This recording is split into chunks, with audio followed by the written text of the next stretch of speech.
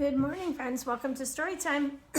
Today's Thursday, March 26th, and today we're reading an interesting story. It's fiction, so it's not a true story, but it's based on a real person. It's based on Albert Einstein's life, and it's a little story about when he was a little boy, and it's called Albie's First Word.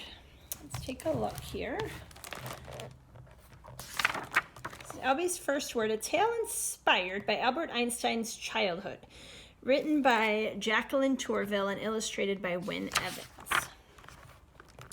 Albie, as everyone called Albert, liked to do all the things other children did.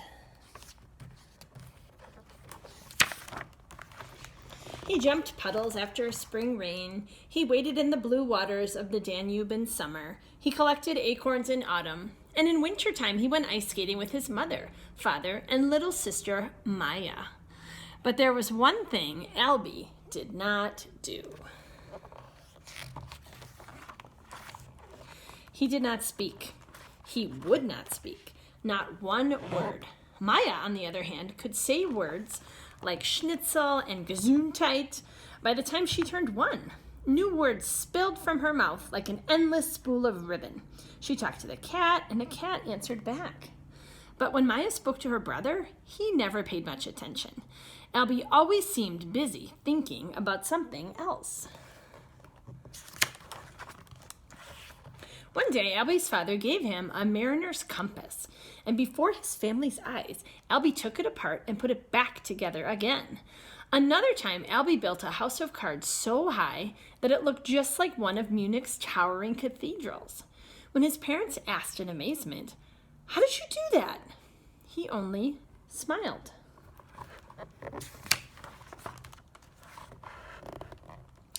His worried mother brought him to Dr. Hoffman, but when the doctor checked Albie's eyes, ears, and throat and tapped on his knee, he couldn't find anything the matter. "I have seen a few cases like this before, Frau Einstein," the doctor consoled her. "To help the boy talk, you must take him to new places and get him to ask questions." Dr. Hoffman's eyes skimmed the calendar on his wall. "Ah, yes, the orchestra is performing Mozart's Jupiter Symphony tonight. Why not go and see what happens?"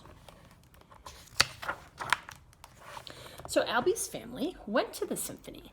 Albie danced in his seat. He hummed. He stamped his feet to the beat. He even waved his arms just like the conductor. As soon as the music ended and they rose to leave, his mother asked, "Albie, my darling mouse, what did you think?"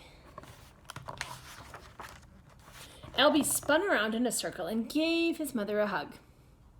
But he didn't say a word. Albie's father told Dr. Hoffman what had happened. "Well, why don't we try this? Take Albie to the university to hear the great Professor Max. His voice is clear and loud, and he is fascinating." "That should help," the doctor said. So the very next day, Albie and his father went to hear Professor Max's astronomy lecture. Sure enough, the professor spoke very slowly and clearly as he described the orbit of the planet Mercury. Albie's father didn't understand a word, but Albie's eyes followed the professor's every movement as he filled the chalkboard with numbers. When the lecture ended, all the students politely clapped. Albie jumped up and down. "What is it, mein Spatz? Tell Papa, what makes you so excited?" his father asked. Albie squeezed his father's hand with happiness, but he didn't say a word. Dr. Hoffman had one last piece of advice. Being around other children might help. "There's a toy boat race in the park tomorrow. Why not go?" The doctor took a model boat from the shelf. "Here, Albie, I present to you my lucky sloop." Albie's eyes lit right up. So Albie's family went to the park. Albie joined the other children crowded around the boat basin and put Dr. Hoffman's sloop in the water. A checkered flag waved and the race began. As the boat sailed across the pond, the children followed. "Albie wins!" Maya squealed. Sure enough, the sloop crossed the finish line first, and confetti streamed through the air. The Burgermeister was there to hand out the prizes. Placing a shiny gold trophy in Albie's hands, he said, "It gives me great pleasure to award first prize to..." Excuse me, little boy?" The Burgermeister leaned over. "I'm sorry, but what is your name?" Albie looked into the old man's kind eyes, took a deep breath, and opened his mouth. His parents clutched each other. Maya stopped chattering. The other children stepped closer. Would Albie say something at last? After a long moment, Albie smiled shyly, but he didn't say a word. He simply held the trophy high over his head in victory. That night, Albie's parents agreed that if Albie never said so much as a single word his entire life, they would still love him just as he was. Albie's mother went upstairs to tuck Albie and say goodnight. But when she got there, he wasn't in his bed. He had pulled a chair to his window and sat gazing at the night sky. Outside, dozens of shooting stars streaked by, their dazzle and shimmer lighting up the darkness. Albie and his mother stared in silent wonder until his eyes began to droop and he let out a yawn. But as his mother tucked him in, he suddenly sat up and pointed out the window. And in the sweetest, clearest voice his mother had ever heard, Albie said, "Why?" Albie would grow up to become Albert Einstein, whose creativity and imagination gave us new ways to solve the mysteries and riddles of the universe. Einstein said the important thing is to not stop questioning. And he never did.